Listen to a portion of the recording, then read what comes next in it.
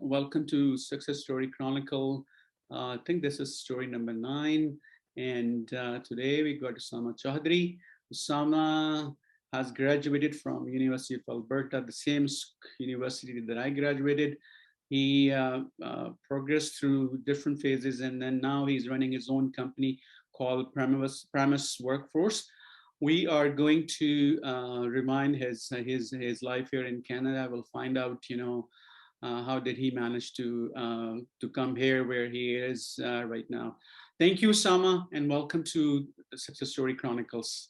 Thank you for giving us the opportunity. Thank you for giving me the opportunity to be able to say my story. Thank you. Thank you. How are you today? I'm good. Thank you. Right, Sama, let's start. We'll start your brief introduction, if you can, please. Okay. My name is Usama. I'm a chemical engineer by profession. But right now, though, I guess I work as a I'm a CEO for Primus Workforce, which I established about 3 years ago now. So essentially, other than that, there's, when you ask somebody about them, there's a professional aspect of things and there's a personal aspect of things to it as well. So from a personal perspective, I am from Pakistan. I have my family here, essentially my wife and my 2 kids, and we live in Edmonton. So that is a bit of a professional and personal introduction. All right, great, Usama. So which year, Usama, you came to Canada? Or as a landed immigrant or as a student? So I came as a student initially. I came in 2007. Then after the fact, my family immigrated as well, about 2 years after I had come to Canada. And then they kind of stuck to Toronto. I stayed here because I was going to school here. Then I got married locally as well. And then after that, I just kind of stuck around. I found a good job and things really kicked off from there. Okay, great. So let's start from your school time. So you said that you came 2007? Correct. As a student, and then you graduated from UFA as a chemical engineer. Yes, in 2011. 2011. Okay, and so what happened when you graduated? I remember, I think it's about the time when we were recovering from a recession. Correct. So I was lucky in the regard that when 2011 was that sweet spot, 2008, we had hit that recession. Then 2014, again, there was another recession. This was right in the middle. Mm-hmm. So the economy had recovered enough and it was on the up. And there were still 3 years to learn things and to progress in your field before the next recession hit. So that was quite the sweet spot to have graduated in. Usually the cycle of recession seems to be every 10 to 12 years. So it was right in between there. So it was nice.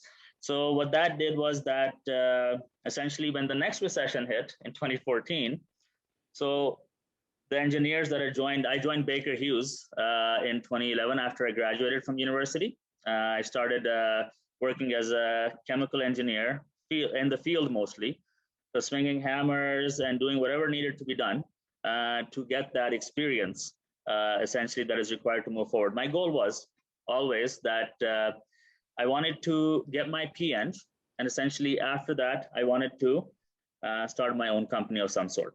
So because P.Eng would give you that kind of cushion, something to fall back on if things didn't work out.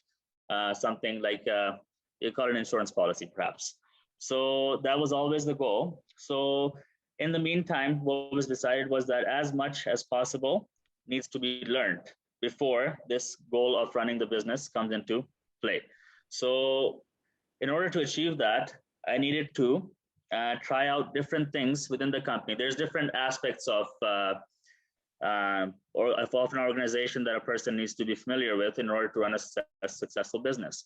For example, there's a sales aspect. If you don't know how to do sales, how are you going to get the business? There's an operation aspect. It teaches you how to manage people and to manage different sorts of equipment, perhaps, and to allocate resources. And essentially, there's the field aspect, I'm talking from a field perspective. I'm not talking from an office job perspective.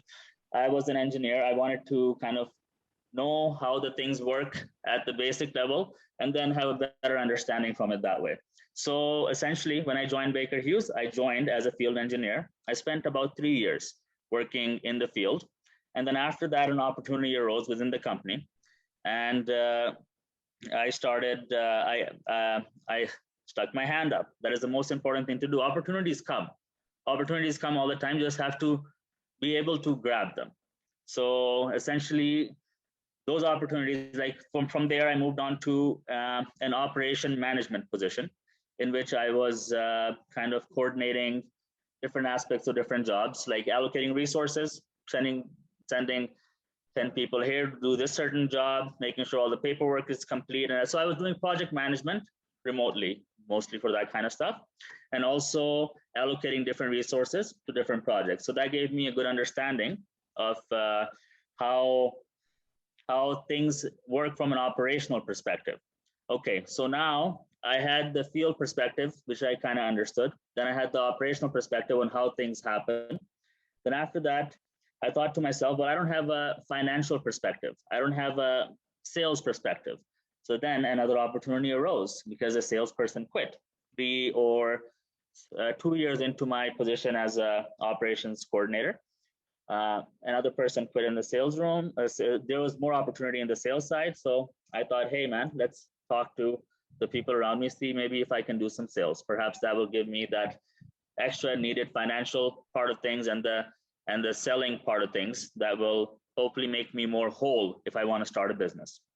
So when this happened, so in the other place that opportunities arise is also you see that you'll see ideas come to you all the time. So ideas come in the form of new ideas, or they come in the form of other people's ideas that have not been very well executed, perhaps. So like you don't need to find that one thing that you don't need to find that certain thing that you're good at, perhaps, but something that you can do better than somebody else. Even it doesn't need to be a brand new idea. It doesn't need to be something that is innovative. It should be, but you can innovate within the business as well as you move forward once you start working into it.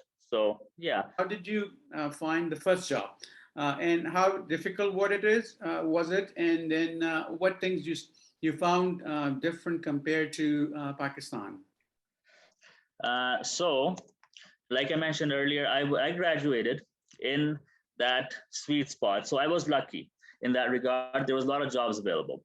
In that, when I did graduate, so what happened was that I had one interview, and I was lucky enough to get hired on that job. The next day they called me and they let me know that I'd been selected. So the other thing is that I was the last interview of the day. One thing that I interview people all the time, it's the last one that is the most memorable usually because it's the closest in time that you've seen. And so, I mean, I was the last guy to be interviewed. So they called me half an hour later. I think they couldn't think about all the other people before them or whatever the case may have been. So they called me and they gave me the job.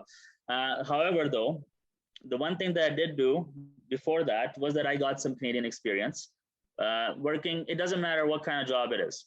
So when I was working at the university, at the end of my time at the university, the last 2 years, I was working also in the gymnasium over there as a recreational staff person for that area.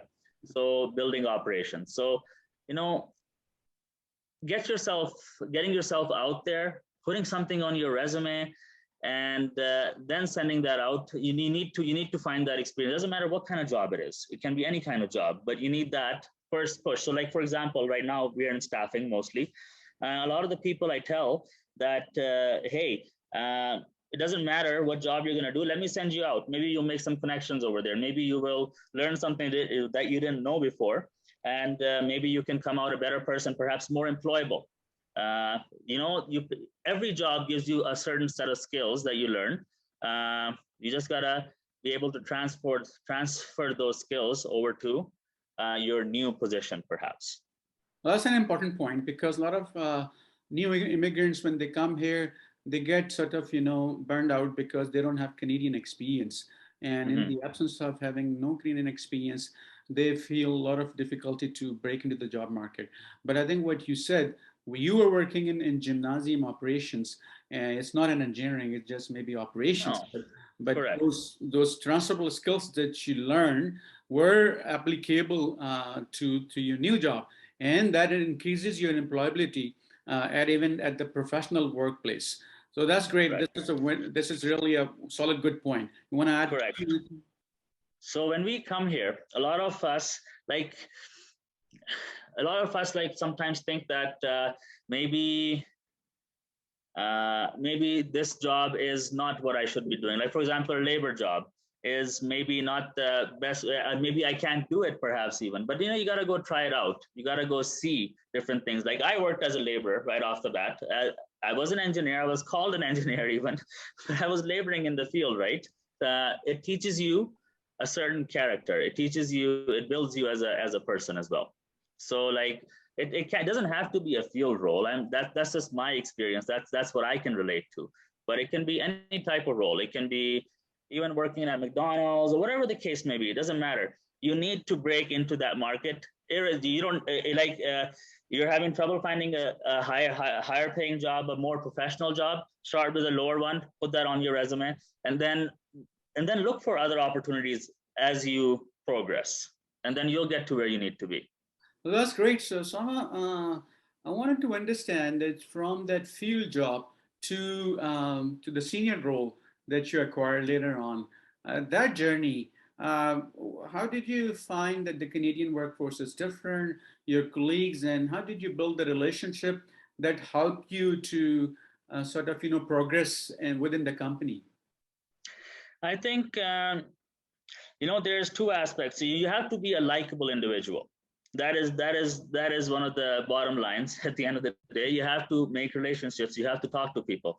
That is like it is about the people that you really that really help you get to where you need to be. So you need to be able to talk to people. So one thing is that don't be afraid. Just say your mind. Keep talking and make friends. That's how you make friends. So one of the biggest things was that I had a good rapport with all my staff all around me, and they saw me as one of their own. So that is the reason. That doesn't mean, like, I know we think that, oh, this guy might be drinking with them or doing this or that. That's not what I'm saying over here. It just needs to be, you need to put yourself out there. You need to have chats. You need to have conversations. That is the most important thing. And then you will learn along the way. Just be happy at what you're doing. Try to be happy at what you're doing. Try to make friends. And it is that's going to get you further, is what I think. So, Sama, when you graduated, it was really, you were lucky, as you mentioned that. Correct. For someone who's graduating, not so lucky time, right? What did you recommend? What are your recommendations? That how do the people then sort of find they sort of break into the job market? Okay. So, for example, I have an engineer working with me right now who is, this is just one of many options that could possibly be utilized, but you need to be able to put yourself out there. You need to be able to do the jobs that need to be done with your hands. It's okay to do any type of job. But what I'm saying is, for example, there's an engineer who graduated from the University of Calgary just last year. So he has not been able to find a job because of the situation that we're in right now. So what I've done, for example, is I've taken him to work with me. I've sent him to the field right now. He is working as a confined space entry technician and also a vacuum truck swamper. So these positions are entry-level roles, not engineering roles, but it introduces him. So the company that he's working for, though, hires engineers all the time. So essentially, you go out there now. I have provided, a platform for him has been provided in which he can go out there and he can work and maybe make some connections. So there's staffing companies. That's one way to do it. You can kind of get your foot in the door or get that Canadian experience, irrespective of what it is. I worked at Suncor for 3 months. That's what you're going to put on your resume at the end of the day. And that helps.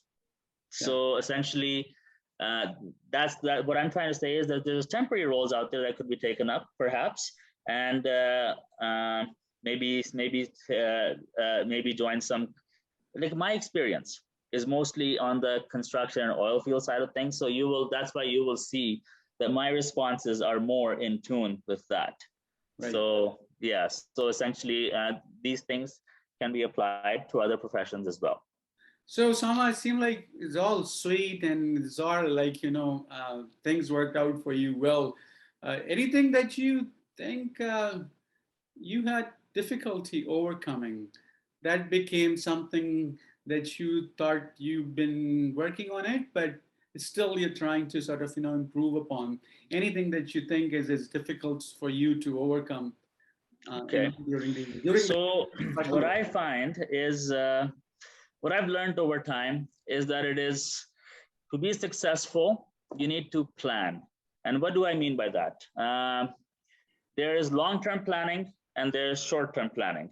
So long-term planning is pretty much, okay, I want to achieve this specific goal. Like I want my company to maybe achieve this revenue amount, or maybe I want my, any goal it is, that's the long-term goal. Then there's a short-term, what you need to achieve on a daily basis. So what I'm not good at right now, and I wish I was good at, is preparing my day in advance. So I wish that I could be really good at scheduling myself for the next day. You have much more time than you think if you're organized. So that is one thing that I need to really improve, is my organization, I think. Okay. All right. Yeah. So which year then you decided to quit your job and start your own company? So this happened in 2017. 2017, 3 years ago. So then what happened? 4 years now. 4 years now. So what happened? So I'll tell you. I'll tell you the journey to the company. Right. So essentially, when I was working at Baker Hughes, what I did see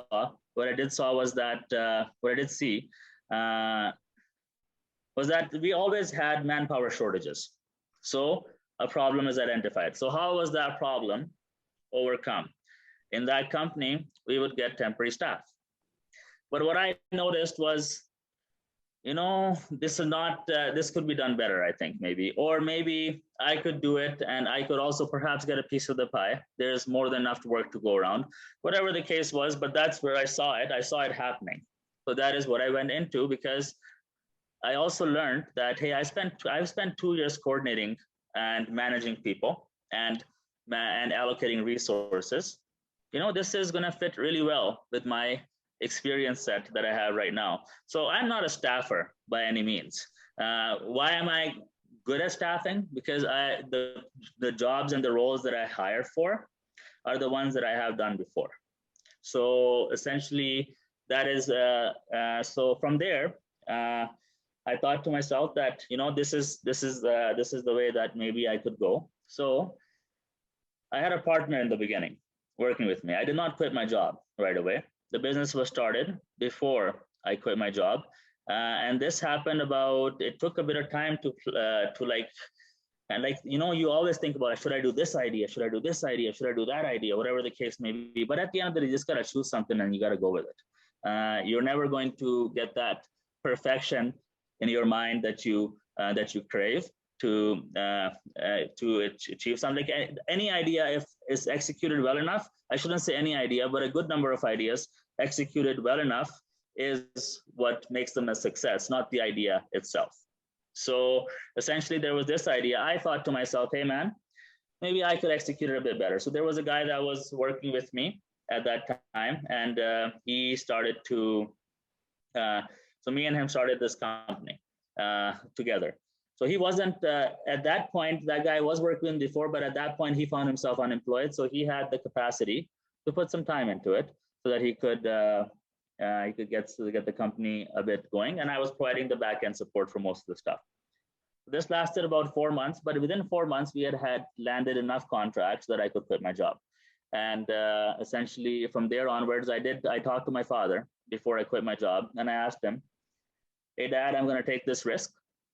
Can you support me if I need help at the end of the day? Like if I am unsuccessful in some way, like I established myself a safety net. So that safety net can be established in many ways. I had my father to establish a safety net for me.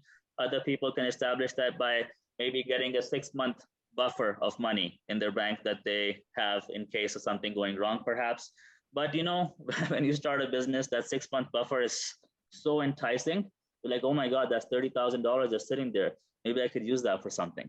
So that goes away pretty quickly. But then by that time, you're at that point that you understand that, hey, is this risk going to be worth it? Maybe it is, maybe it's not. But let's go for it. That you're at that point that you understand that this risk is so when you start off, when you think about a project, you're going to start off at the very bottom. This is going to be 10% viable. But when you feel that this is at 90%, that's the point. Okay, great. Now, Sama, in Canada, I think opening a business is easier. The hard part is basically acquiring a business. I talk to a lot of people where they think of ideas, but the thing is that converting that idea into a sale is difficult. How did you manage, and was it difficult for you? I think you mentioned there was already a shortage of labor, so there was a need there. So but how did you actually manage to acquire business? So this is, again, it comes back to the social connections that you make. So the place that I worked at, Baker Hughes, I had a good relationship with my bosses, the ones that had even left the company. So even after they left the company, I still maintained the communication and contact with them. And what had happened was that they went to other companies to work for them in similar roles as to the ones that they're working at Baker Hughes with me. So from there onwards, I thought to myself, let's talk to these people and see if they're going to give me some business, because I have a good relationship with them, So I talked to them, and they gave us our first business. So before I quit my job, I had the work lined up. So they said they made a commitment. Hey man, supply me some individuals for this purpose, and I did that. And that's how and then when you do it once. So the first time is the most difficult when you do it, because you have no process in place. You're running around like a chicken with your head cut off, pretty much. There's nothing that you you don't know how to do it. Then you figure it out along the way. So a lot of the times you can spend days, months, years, weeks, whatever, trying to figure out what the perfect execution plan is. But when you go out and execute it, you're gonna get that road bump in the way, and that's gonna throw your plan a bit off. And then sometimes it's gonna throw it a lot off. And essentially what I'm trying to get at is that you just got to do it. You just got to do it to figure out sometimes how to do it. Well, so that is the best way to learn. I think you made a few bullet points there. That number one, that you said that you needed the base business need. You identified that. Second, you said that you build your relationship with the people, that those are going to be your potential sort of, So this relationship was not built purposely with these people. It wasn't built from the perspective that, hey, maybe someday they're going to give me business. No, they were genuinely my friends. Okay. All right. So I made friends with people. That's where it's, yeah. Okay. Yes. And then you had some safety net that helped you to sort of, be able to take risks for 6 months. And then you were familiar with the work that was required to be done or required to take the business from them. And also you sort of developed skills as well. I felt that, because you started from scratch, from coming from the grassroots level, you know everything in your head. That helped you sort of understand, conceive this business fully. Otherwise, if somebody who has not been through this, would be difficult for to understand that, what does it look like? If, you were given a contract, but you don't understand the business, then you're not going to be able to sort of, deliver on that. That's a very important point that you made, I think, in your conversation that I collected. Now, and I also wanted to make a point that, you are young, you came here as a student, and in a few years, you're able to sort of, establish the business, and you're running it well. That's commendable. Not many people able to even think about it, that, after doing some like few years of experience, and then they go and then start working for themselves, as they become an employer rather than an employee. Now, Usama, talk to me. What is the dream? being young Usama and now sort of, somewhat an entrepreneur, what is your dream? What is the dream that you wanted to, what do you aspire for to in coming times? So what do I dream right now?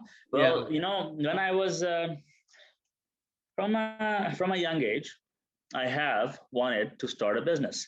So when I was in high school, I used to sell candy to the kids around me. So essentially, then I would have a little ledger book that I would write who owed me how much money.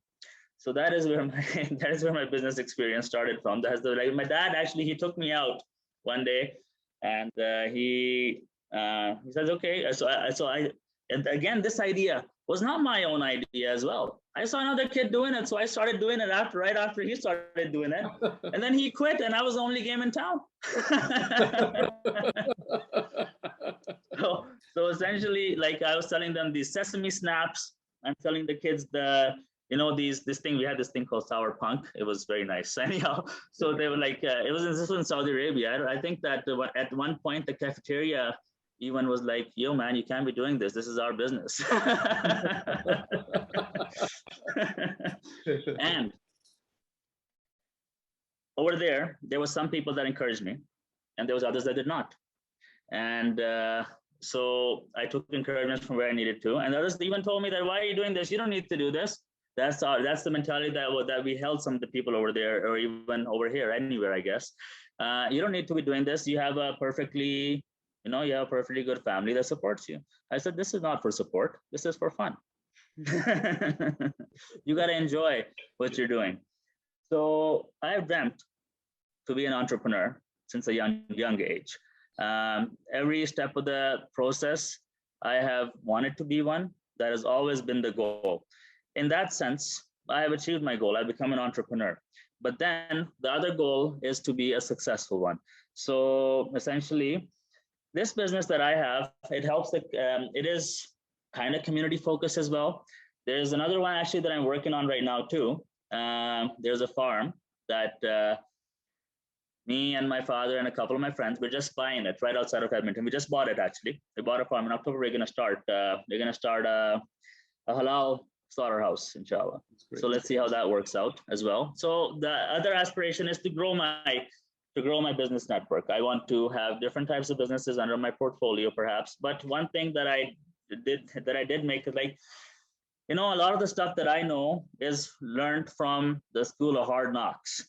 So essentially, I've lost money a couple of times. I've made a lot of mistakes, and but you learn from those mistakes and you move forward from there. So that's what it's about. My goal is to really succeed in what I'm doing right now. I want to help the community a bit more as well, with the business that I'm running, and with hopefully with other things that I can do as well. So I wanna expand and see where it takes me. So you don't always need to have a goal. Opportunities do come all the time. You just gotta grab the different ones that come, but maintain your focus. The world is moving towards a gig kind of economy. Like the initial plan that we had, like, when we are taught from a young age, you're gonna find a job, you're gonna work in one company for the rest of your life, and that's what you're gonna do. That's a career. Like the career has taking a bit of a change for the gig economy, in that you do project specific roles. So you get hired on for this project for 3 years, you hired on for this project for 2 years, or whatever the case may be. What that does is that you're an expert in this thing now, right? And why should others benefit from your expertise? So that's kind of like, yeah. Okay, great. Maybe last couple of questions. Would you recommend young students, those that are coming nowadays, I mean, they're studying at the university, or they are coming in to study here, to sort of, look into business side of the things as well? Would you recommend them here in Canada? 100%. Okay. 100%. I think that business is where it's at. But at the end of the day, you also need to gain some experiences in your life. Okay. All right, great. And the last question is that any recommendation you have for people, those who are coming, or those who've been struggling here, if they want to take a shot and anything that you recommend. I mean, people sometimes face difficulty getting a job, and how do they? How what you recommend? Nowadays, there is a shortage in, for example, trade personnel. And I wouldn't say trade personnel, but there's a shortage of workers nowadays, like a massive shortage. Mhm. It's so hard to find workers because people are so mismatched in their jobs. There's a lot of chaos right now. There is work out there. So what I say is keep looking for it. You will find it. It will come to you because there is a lot of people looking for work, and you need to open your horizons. You need to think that no, I can also be this guy. I don't have to be a scheduler for the rest of my life. Maybe I can choose and try and do something else. So maybe that'll give me a different experience set. Maybe that'll teach me something else. And from there, you can maybe come back to your field or even stick in that field or whatever the case may be. But yeah, so that's my recommendation. A lot of people from our community may think that there will be racism against us perhaps, Mhm. but that is not the case. I haven't found that, not to the large extent that we had heard before we came here, perhaps, or the other places that we have been to. You need to make friends with people. You need to make friends with people, and then you have no problems. That is the number one recommendation that I give you, in my opinion. Just when you're at work, be friendly, be open, be forthcoming with advice, and all that kind of help people. Helping is where it's at. All right, Osama, thank you very much for your time. I think I did get some insights that I think are valuable for our younger people that's who are going to watch this interview. So I appreciate your time, and I know it's the evening, Friday evening, so your weekend starts. So you have a great weekend, and we'll talk again. Thank you very much. One more thing, you never have a weekend either when you're an entrepreneur. when you Thank you very much. when you're working, there's no weekend. There's no weekends. All right. Thank you very much. Thank you, Osama. Take care. Bye Take for care. now. Bye.